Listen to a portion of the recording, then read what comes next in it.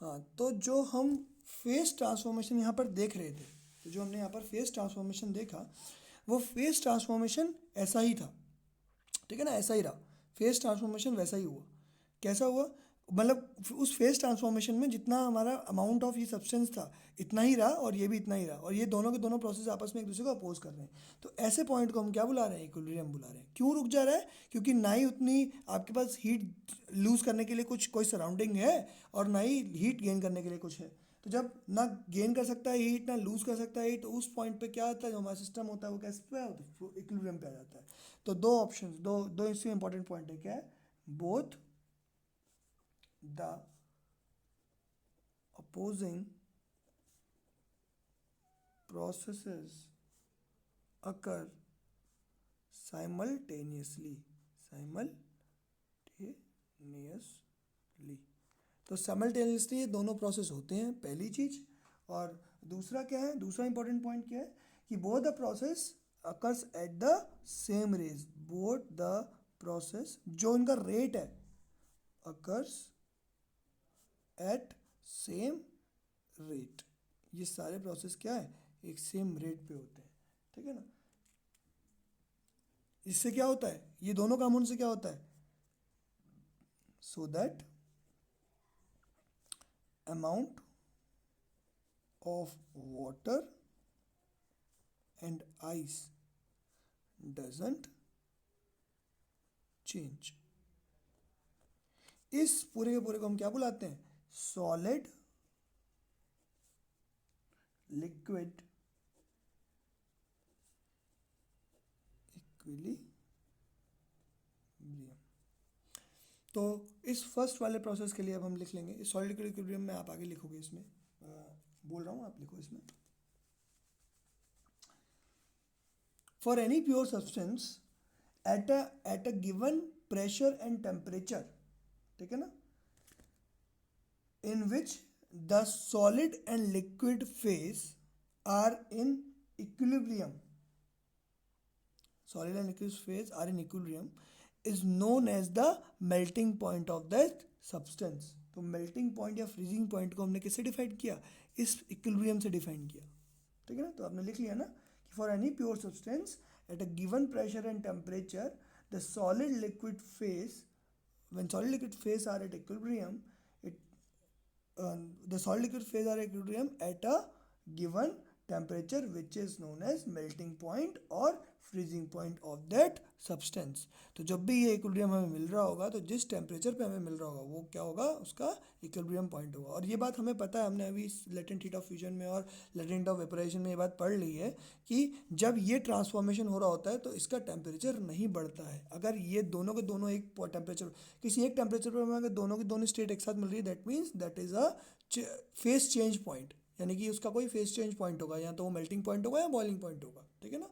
Melting point यानी कि freezing point, boiling point यानी कि लिक्विफिकेशन पॉइंट भी, ठीक है ना। तो बॉइलिंग मतलब होता है सॉल्ट, लिक्विड से गैस जा रहा है तो बॉइलिंग हो रही होगी, और गैस से लिक्विड हो रहा है तो वहाँ लिक्विफिकेशन हो रहा होगा। ऐसे ही सॉल्ट से लिक्विड जा रहा है तो वेपर, यहाँ पर क्या हो रहा है, फ्यूजन हो रहा है, दैट मीन्स सॉल्ट से लिक्विड जा रहा है तो मेल्टिंग हो रही है, और लिक्विड से सॉलिड जा रहा होगा तो वो फ्रीजिंग हो रही होगी।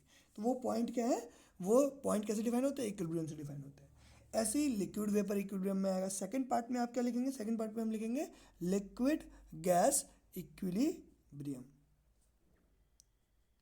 इक्विलिब्रियम। फिर से एग्जाम्पल किसी का ले लेते हैं, ये वाटर का ही ले लेते हैं हम एग्जाम्पल फिर से। तो हमने क्या किया, फिर से H2O लिक्विड से क्या किया, H2O गैस बनाई, और ये भी प्रोसेस के ऊपर होगा, ये हो रहा होगा 373 केल्विन पे, ठीक है ना। तो जब वाटर से स्टीम का ट्रांसफॉर्मेशन हो रहा होगा, वाटर से क्या बन रही होगी, स्टीम बन रही होगी, उस समय पर जो प्रेशर है, मान लो प्रेशर आपने 1 ATM रखा हुआ है, अगर हर जगह पे प्रेशर कितना था, 1 ATM था, क्योंकि नॉर्मल प्रेशर 1 ATM होगा तभी ये 0 डिग्री सेल्सियस पे चेंज होगा, वरना टेम्परेचर चेंज, प्रेशर चेंज करोगे तो टेम्परेचर भी चेंज हो जाएगा, क्योंकि बॉइलिंग पॉइंट और फ्रीजिंग पॉइंट प्रेशर पे डिपेंड करते हैं। अगर आप प्रेशर चेंज करोगे तो उसका बॉइलिंग पॉइंट, फ्रीजिंग पॉइंट भी चेंज हो जाएगा। तो अभी हमने ये पढ़ा कि लिक्विड से गैस हम इक्विलिब्रियम देख रहे हैं, तो यहाँ पर हमने देखा कि इस इक्विलिब्रियम में भी सेम सेम वही चीज़ है, सेम डिट्टो वही का वही है। तो हमें क्या पता चला, हमें यहाँ पर जो हमारे पास निकल के आया, इन्फ्रेंस निकल के आया कि यहाँ पर भी वही चीज़ कि दोनों के दोनों प्रोसेस कैसे थे, वो अपोजिट थे, ठीक है ना, अपोजिट प्रोसेस हो रहे थे, एक साथ हो रहे थे। दूसरा रेट भी दोनों का सेम था, तो उस समय पे इक्विलिब्रियम पे आ गए। इक्विलिब्रियम पे आ गए मतलब इस समय पे वाटर भी मिलेगा, थोड़ी सी स्टीम भी मिलेगी। उस कंटेनर के अंदर स्टीम और वाटर का जो रेशियो है वो बराबर हो गया होगा, ठीक है ना। अब ना कंटेनर को मैं हीट दे रहा हूँ ना मैं उससे हीट ले रहा हूँ, ठीक है ना। मैंने उसको आइसोलेट कर दिया, एक बार गर्म करके पानी को अंदर डाला और गर्म कर छोड़ दिया, तो उसमें अब जितना अमाउंट ऑफ स्टीम है वो चेंज नहीं होगी जब तक अंदर का हमारा टेम्परेचर चेंज ना हो। अगर टेम्परेचर मैं प्रॉपरली 373 पे रखूँ और ना ही उसको टेम्परेचर हीट अप करूँ ना लूज़ करूँ, तो ना वो हीट टेम्परेचर उसका बढ़ेगा ना घटेगा, और इस टेम्परेचर पे दोनों के दोनों फेजेस होंगे। तो फिर से जब भी एक जो भी हमारा सब्सटेंस है वो लिक्विड गैस इक्विलिब्रियम पे होता है,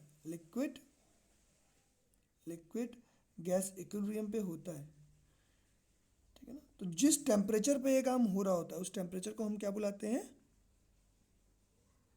बॉइलिंग पॉइंट। क्या बुलाते हैं, बॉइलिंग पॉइंट। क्योंकि इस समय पे जो भी लिक्विड वाटर होगा तो वो क्या कर रहा होगा, टेम्परेचर नहीं बढ़ा होगा, जो भी हीट ले रहा होगा वो क्या कर रहा होगा, फेज ट्रांसफॉर्मेशन के लिए हीट ले रहा होगा, यानी कि वो क्या ले रहा होगा, लेटेंट हीट ऑफ वेपोराइजेशन को ले रहा होगा, जिससे कि उसका सिर्फ और सिर्फ क्या हो सके, स्टेट चेंज हो सके, उसकी सिर्फ स्टेट चेंज हो, ठीक है ना, और कुछ ना हो, सिर्फ और सिर्फ क्या हो, स्टेट चेंज हो। तो इसके लिए लिक्विड इक्विलिब्रियम के लिए भी आप यही से लिखोगे for any substance, any pure substance at any atmosphere at a given atmospheric pressure and temperature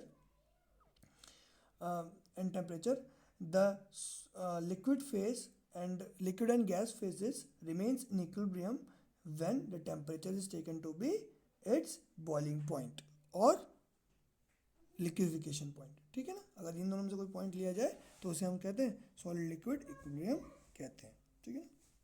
next class में हम लोग सॉलिड गैस इक्विलिब्रियम पढ़ेंगे, तो हम देखेंगे कि सॉलिड गैस इक्विलिब्रियम बहुत कम सब्सटेंस के लिए अवेलेबल है, क्योंकि जो सब्सटेंस सब्लिमेशन करते हैं सिर्फ उन्हीं के पास अवेलेबल होता है, वरना किसी पे नहीं होता, ठीक है ना।